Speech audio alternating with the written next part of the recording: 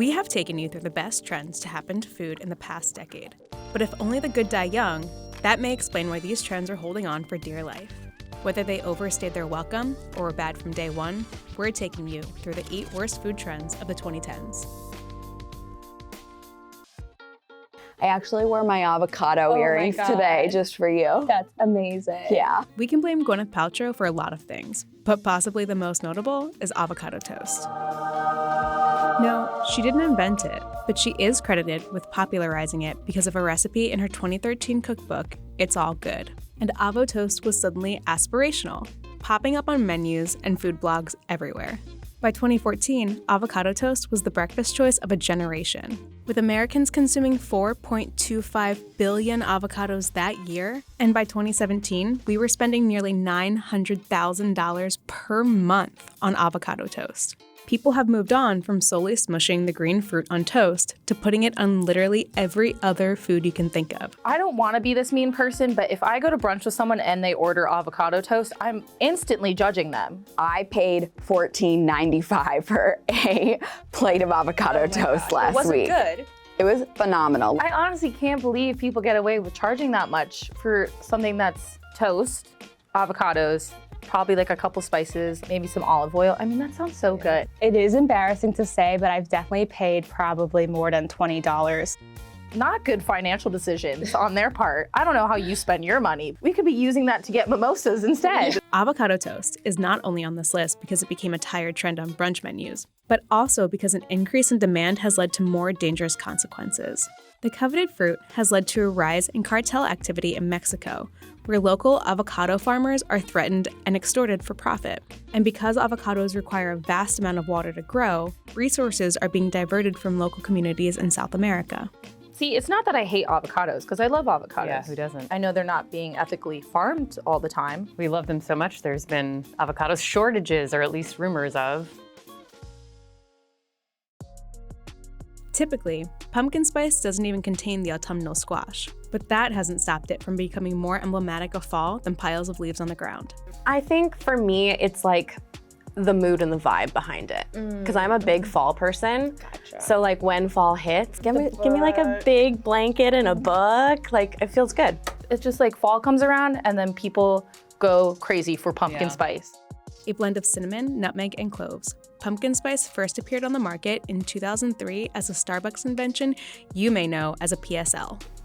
What are your thoughts? I'm even really not about that, actually. I thought I liked that, but I don't like I've it. never actually even tried it. Oh so. my goodness. Between 2011 and 2015, sales of pumpkin-flavored products grew by 80%, and food companies couldn't and wouldn't be stopped, imposing pumpkin spice on almost any product conceivable. All of this is like way too much. Like no dog wants pumpkin spice, like dog treats. I wouldn't know what those taste like. I'm not gonna say you need to know what these taste like, but I'm gonna say that like your dog doesn't know what this is. Your dog doesn't need. Your dog probably doesn't want it. Yeah, I think pumpkin spice could definitely be left in the 2010s. I think it's just been inundated in our world. I don't think we need more of it. I think pumpkin spice is definitely probably one of the worst things that came from this decade, just because it's like just branding. It's just like, oh, it's fall, it's pumpkin time. It's taking advantage of pumpkin spice. It is.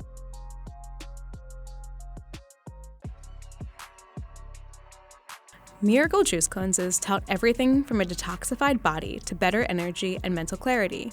Millions have gone without solid food for 3 up to 10 days, drinking the byproduct of squeezed fruits and vegetables. A juice cleanse is where you replace meals, either some or all of your meals, with a prepared juice that you've either made on your own, or some stores sell like a bundle of juices. Whether it physically does reset your body or it's all like a placebo effect, I feel legit better. There's a lot of talk about how healthy it is, but it's really not that healthy because you're still getting a lot of sugar from all the fruits that are inside of it. I don't know if you're doing this, but yes. This practice can deprive your body of essential nutrients that we get from food, like protein and fiber.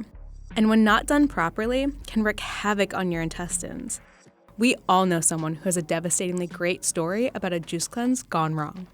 It was me. Of course it deserves to be on the worst list. It's very terrible eating disorder-y diet culture wrapped up in wellness.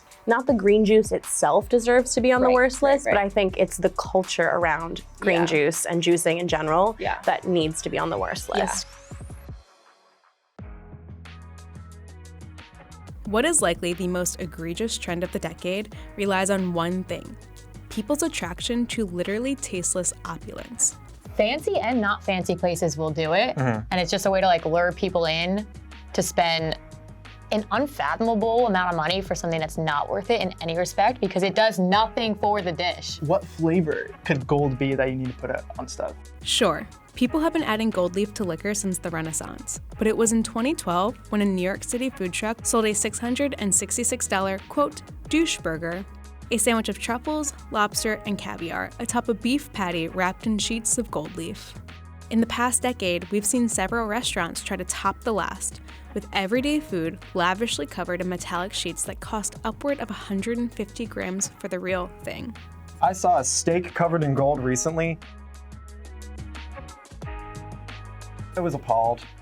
There was like a grilled cheese. You don't put gold on a grilled cheese. I've had it covered on my food. In my opinion, it's the worst food trend of the decade. This is your brand. I'm okay with rebranding.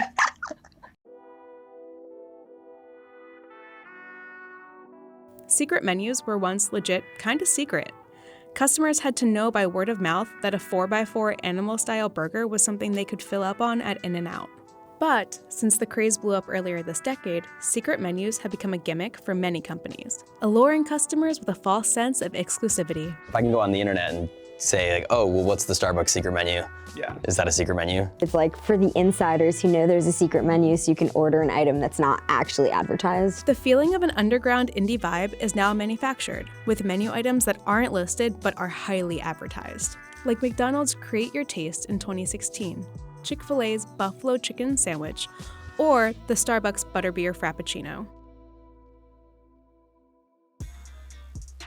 10 years ago, truffle was a taste only foodies had heard of and many had never even tasted, reserved for lavish celebrities like Oprah to sprinkle atop gourmet meals. So this is what truffles look like. Black truffle, white truffle, French, Italian. When people think truffle, they think fancy. It is the most overpowering thing I think I've ever tasted. It is a very in-your-face flavor. It's pungent. A lot of times when there's truffles, it's pretty much just fake. It's just fake oil and chemicals, and then a lot of times they just kind of overdo it. Once called one of the most pungent, ridiculous ingredients by Gordon Ramsay, truffle oil's flavor is not the result of the small bits of truffle you see inside the bottle, but the added synthetic flavoring. The truffle oil is going to account for one compound compared to hundreds of compounds that you're tasting, smelling from an actual truffle. Today, true truffle is a thing many of us have still never had the pleasure of eating, but we've tricked ourselves into thinking we have, with synthetic truffle oil leading the way to truffle mayo, truffle mac and cheese, truffle chips, truffle popcorn, truffle fries, truffle everything. At the end of the day, this is people's first experience, and if they say, well, I've tried truffle oil, so therefore I've tried truffles, and the truffle oil was atrocious, then, you know, they're never going to get to that next step. This is like the anti of what truffle's supposed to be. Like, truffle's supposed to be expensive, hard to find, rare. Right. And this is artificially flavored. So going forward, I think we should definitely leave it in the last decade. Yeah. I just don't think it's very necessary in a lot of foods. Carb alternatives come in a lot of forms, like lentil pasta or cauliflower pizza crust. But one of the most popular is spiralized vegetables, like zucchini, beet, carrots, and squash. A zoodle is like, it's like if you made pasta but with vegetables, which like, why would anyone do that? I mean, I get it if you're just trying to like not eat carbs, but I also feel like this is definitely not going to be nearly satisfying as pasta. In 2014, Good Housekeeping called the spiralizer one of the hottest trending items. But pasta made from produce really got its legs in 2015 with the blog and cookbook Inspiralized. The blog is known for kicking off the spiralizing movement, causing home cooks everywhere to replace traditional pasta with twirl-cut vegetables. I know I've bought a zoodler that has not been used ever. Does this look like pasta? Would you eat this over pasta? Today, the pasta alternatives industry is valued at $250 million. The trend of replacing pasta with like a carrot noodle or zucchini noodle, I really don't understand it as a substitute just in regular life. Birthday cake flavoring's humble beginnings began in 2012 on the 100th birthday of Oreo cookies with a limited edition birthday cake Oreo. The cookies smelled of vanilla and tasted like a can of processed, sugary vanilla frosting smushed between two chocolate cookies. There's different types of layers, I think, that should be in a cake, which ironically, birthday cake has none. It's so good. We're not talking about like cake, like this is great. I mean, this is funfetti, right? Like the OG birthday cake flavoring. But like, what is this? By 2013, there were at least 17 new birthday cake flavored foods on shelves. I had no idea that existed. I don't get what dog is like really getting excited about that. Yeah. This like idea of like a protein bar that tastes like birthday cake to me is like, what are you doing after your workout that this is what you want to put in your mouth? Marketing giants have taken the once celebratory concept and smeared its sugary flavoring on almost every food product imaginable. A bunch of people are trying to jump on the birthday cake bandwagon and just throw everything that's sweet, all the different sprinkles, all the different sugary confections into one thing and then slap birthday cake on it. As we can see on this table, I think it's taken a turn for the worst.